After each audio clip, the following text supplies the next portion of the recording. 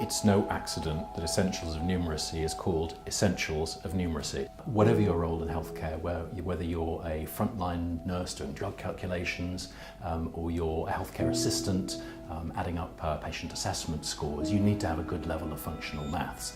But this is never something that we've comprehensively tested. We decided to put a focus on numeracy in the trust because anything that focuses on improving staff development is a good thing. Numeracy is in everybody's roles in one way or another. It's not just limited to caring staff. And there's a lot of people that would want to progress and maybe feel that maths is a bit of a barrier. So we want to contact those people as well. And you don't know who they are until you've spoke to them. We really didn't know how best to approach our staff. So we didn't have the tools to hand to be able to assess skills or assess attitudes.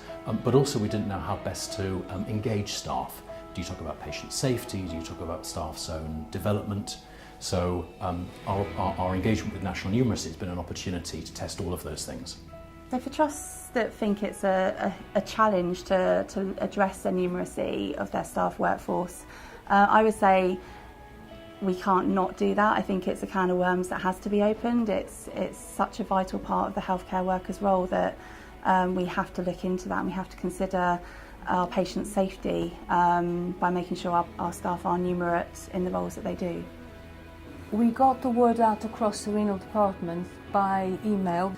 I also engaged our clinical educator to put out that message. So it was about a welcome mat, really. Welcome to numeracy.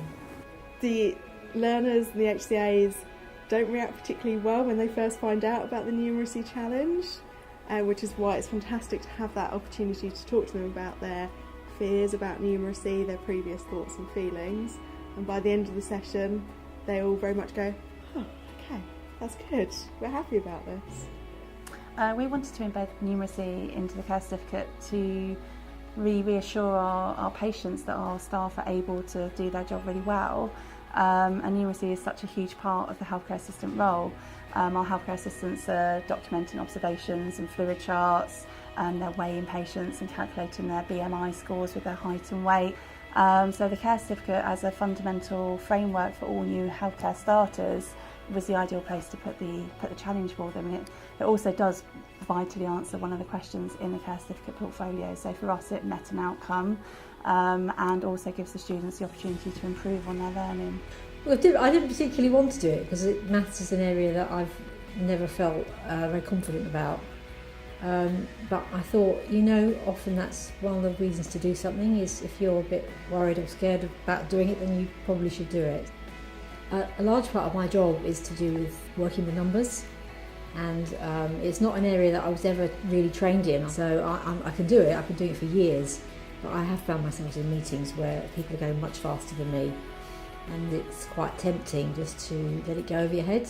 So I have many examples where fear of maths and numeracy have held people back. It starts from staff who came to a care profession because they thought it had nothing to do with numbers. So they saw that as a way of avoiding numeracy and numbers. Of course they were wrong because maths are everywhere.